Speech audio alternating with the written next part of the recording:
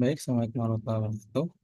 Perkenalkan, nama saya Gaisan Rekana Akila dalam kelas DMA dengan NPM 206 Hari ini saya akan menjelaskan mengenai lab 5, di mana sebelumnya kita sudah membahas tentang proses rekrutmen di PT kita. Sekarang setelah proses rekrutmen sudah selesai, maka selanjutnya adalah training untuk dari para employee. Nah, daripada itu, ini ada saya sertakan di medium untuk nanti di bawah video ini. Nah, nanti eh, untuk training itu merupakan satu proses yang penting ya dalam eh, development karyawan.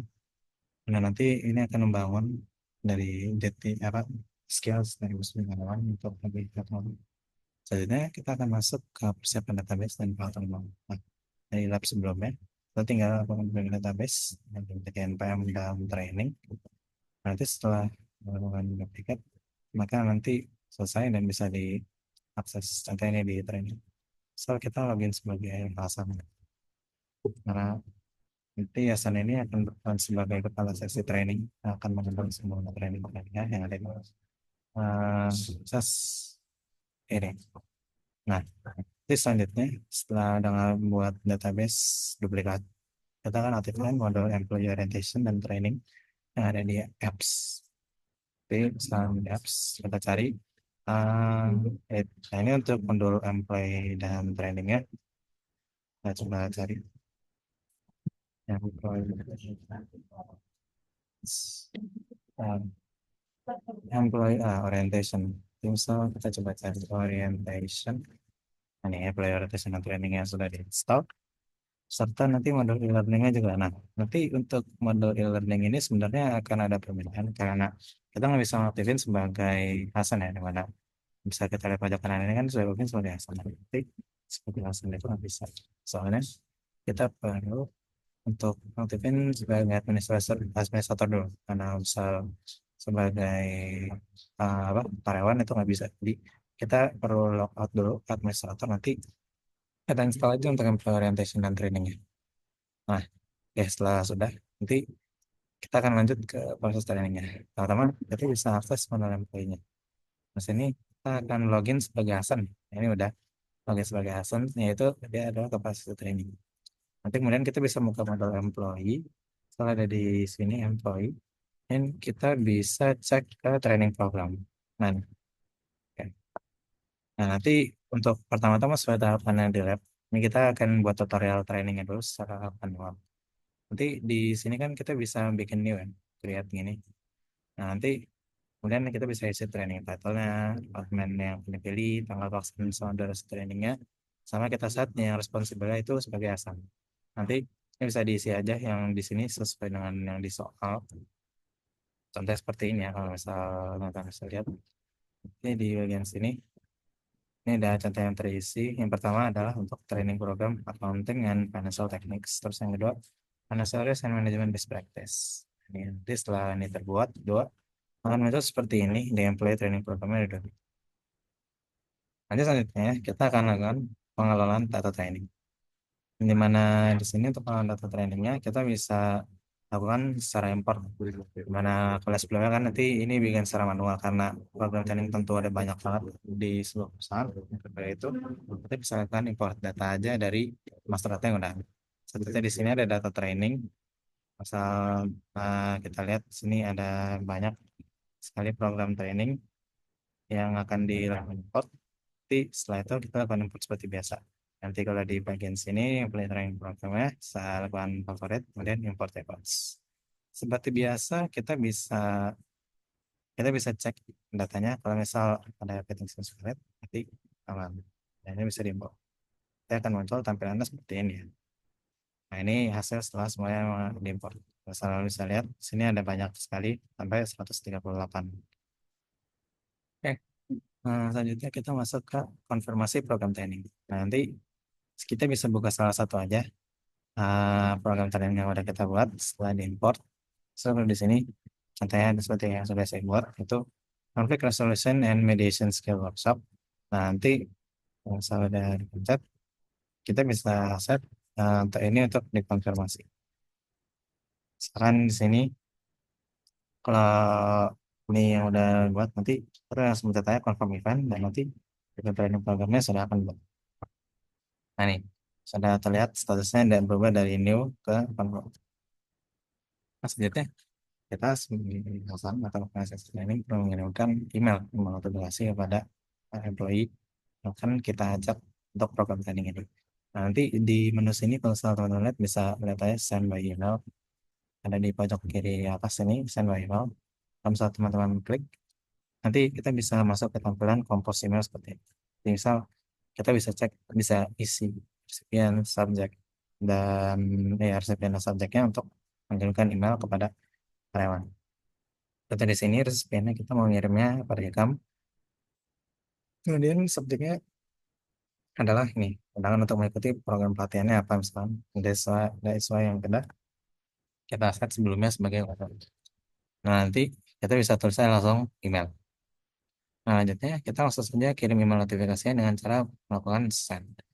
Nanti di sebelah kanan atas ada log, sebelah kanan ini ada log, di mana nanti Hasan sedang mengirimkan email hmm, kepada Hikam.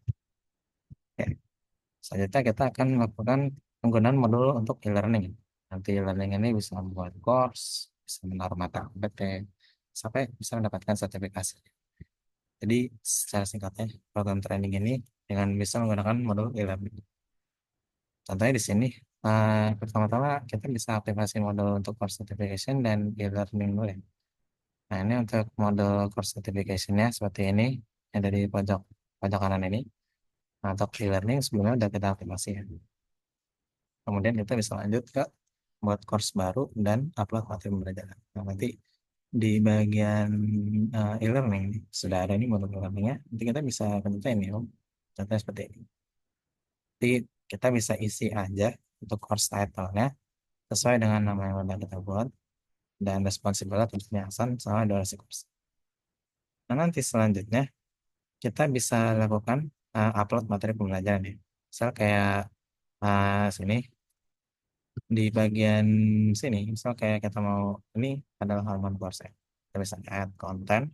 Kemudian ini nanti diisi konten title-nya, misal kayak judul PPT-nya apa, terus nanti kita bisa upload dari dalam file kita sendiri. Kayak PPT yang mau kita masukin bisa dan seterusnya kita bisa sesuaikan juga dengan yang ada di soal. Oke, ini setelah kita add, nah ini bisa seperti lihat kalau ini kategori dokumen beberapa PPT saya 24 jam. Jadi kita bisa membuat sertifikat ya, atau sertifikat kalau kita udah menyelesaikan course. Jadi pada modul e-learning kita bisa langsung aja klik di sini for certification style. Ini contoh yang udah saya buat. Jadi atau bisa langsung aja kliknya kalau misalnya bikin baru. Jadi kita bisa langsung aja isi buat sebelum isi kita bisa buat quiz ya, misal add question nanti pertanyaan-pertanyaannya apa. Ini bisa ada semacam quiz untuk mendapatkan sertifikatnya. Nah, nanti setelah berhasil membuat quiz, kalau misalnya di sini contohnya seperti ini, nah ada dua soal contohnya kalau di sini satu dan dua ini, kita bisa saja jawabannya benarnya, poinnya berapa dan sebagainya. Nanti setelah kemudian kita berhasil membuat sertifikatnya, bisa mulai lagi ke course-nya, ya. Course-nya. Terus kita bisa langsung aja nih add certification list-nya. Nah, berdasarkan sertifikasi yang udah kita buat misalkan ini. Seperti itu singkat. Oke. Oke, ini udah. Ini untuk certification yang udah. Selanjutnya kita akan lakukan publish untuk materinya yang ada di course ini. So, kayak kita bisa langsung aja klik view course di course ini. Nanti kelihatan kan seperti ini ada conflict resolution and management skill workshop PT sama get sertifikat juga untuk quiznya. Nah, nanti nah ini tampilan awalnya kalau misalnya belum dipublish ya, ada tulisan publishnya. Jadi kalau misalnya kita mau publish, kita bisa misalnya klik di materi. Nanti teman-teman bisa lihat di pojok kanan atas ini statusnya masih unpublished. Nanti bisa langsung klik aja untuk menjadi publish. Begitu juga dengan certification. Sama kita juga set menjadi publish. Oke. Nah, setelah udah berarti kan kita udah berhasil publish nih untuk materi PPT-nya. Nah, ini untuk materi PPT-nya sama sertifikasinya udah dipublish. Berarti kita bisa login sebagai peserta nih. Misalkan kita coba login sebagai, ini kan si Hasan ya, jadi kita login sebagai Hikam nih. Nah, Hikam kan tadi adalah akun eh, employee yang udah kita lakukan invitasi untuk melakukan program training. Nah, nanti kita langsung aja akses e-learningnya, e-learning dari Complex Resource and Mediation Skills Workshop. Yang itu seperti ini. Nanti kita langsung enroll aja. Nanti kita ikuti aja materi sesi trainingnya kayak buka PPT. Kemudian kita lakukan sertifikasi tesnya, jadi kuisnya seperti ini. Nah, kalau misalkan selama misalkan kurs berarti kita bisa dapatkan sertifikatnya jika pertanyaan benar mencukupi dari kategori yang udah kita buat. Misal kayak di sini adalah belum belum selesai kan. Berarti ini masih gagal misalkan kurs dan perlu membuat ulang, mengerjakan ulang. Nah, nanti kalau misalkan di sini perlu mengerjakan ulang lagi untuk kuisnya. Nanti untuk sertifikatnya akan bisa muncul dari menu certification saya misal kayak di sini. Nah, ini bisa langsung aja download certification-nya. Saya akan langsung download di lokal. Sementara ini memang tampilan CSS-nya masih belum ada, tapi untuk kalau misalnya jadinya seperti ini, kalau misalnya sudah. Ini adalah contoh yang ada di file soal. Nah, kemudian setelah itu kan lain programnya udah. Tapi kita perlu login lagi eh, sebagai Hasan ya. Dimana setelah sebagai Hasan kita perlu nge-set training program ini sebagai komplit. Nanti kita langsung saja set ubah status training yang ada di sininya jadi komplit. Ada di pojok kiri. Nah, nanti statusnya akan berubah menjadi completed. Oke. Nah, demikian untuk program training. Itu saja ini bisa memanfaatkan dua modul, ya. Modul apa? Training program yang ada di employees, modul certifications dan juga modul e-learning. Tapi utamanya ada dua itu training program sama e-learning. Nanti di sini kita jawaban pertanyaan ada tiga soal. Ini ada perbedaan singkat dari general training dan technical training. Secara singkatnya untuk general training itu dia itu akan lebih keterampilan umum dari mengenai perusahaan ya. Jadi kayak dengan tanda kutip, jadi ini berlaku untuk secara umum berbagai departemen dan biasanya untuk keterampilan personal, komunikasi, manajemen waktu, dan pemahaman tentang budaya perusahaan. Nah, kalau technical training ini lebih menjurus kepada teknik spesifik masing-masing karyawan. So, kayak karyawan finance, karyawan resource, karyawan warehouse itu masing-masing akan beda. Nanti akan lebih menjurus pada job desk masing-masing employee. Dan utamanya lebih ke fokus sama tujuannya, ya, umum sama ini lebih spesifik. Nah, ini untuk kompetensi matriksnya. Contoh yang ada saya buat seperti ini. Nah, nanti kalau misal kita lihat, sini ada untuk masing-masing ininya ya, untuk masing-masing apa, masing-masing bidang. Sini di pojok kiri bisa lihat ada accounting and finance, terus ada sales juga, sama purchasing, production, warehouse, dan human service. Nah, ada tuh perbedaannya sih lebih kayak di bagian sini ya.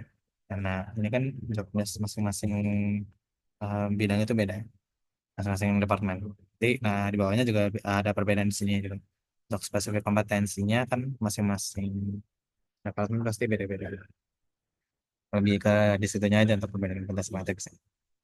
Oke. Jadi untuk hubungan model employee training dan model e-learning, employee training itu lebih eh, untuk merancang dan mengelola atau program pelatihan karyawannya secara keseluruhan, bisa jadwal, tujuan, serta pelatihan. Ini membantu untuk dalam mengatur pengelolaan karyawan dalam mengatur training pengelolaan dalam keterampilan meningkatkan kerja. Nah, terus e-learning itu sebagai platform atau sebagai media media untuk menampung materi pelatihannya secara online. Bisa berupa dokumen, slide, video. Tapi kayak ini lebih fokus pada dokumen. Kemudian ada evaluasi kayak kuis, nanti dapatnya sertifikasi. Hubungannya kayak lebih employee itu untuk manajemen program pelatihannya, kalau learning itu sebagai media penyampaian materi. Nah, oke. Jadi demikian untuk penjelasan lab saya kali ini. Nah, jadi untuk refleksinya, kita udah pelajari tentang bagaimana cara employee training, yang menggunakan model employee training dan learning. Kemudian kita juga belajar untuk cara membuat kompetensi matrix berdasarkan masing-masing departemen. Demikian untuk penjelasan dari saya mengenai lab ini. Mohon maaf apabila ada kesalahan. Terima kasih. Assalamualaikum warahmatullahi wabarakatuh.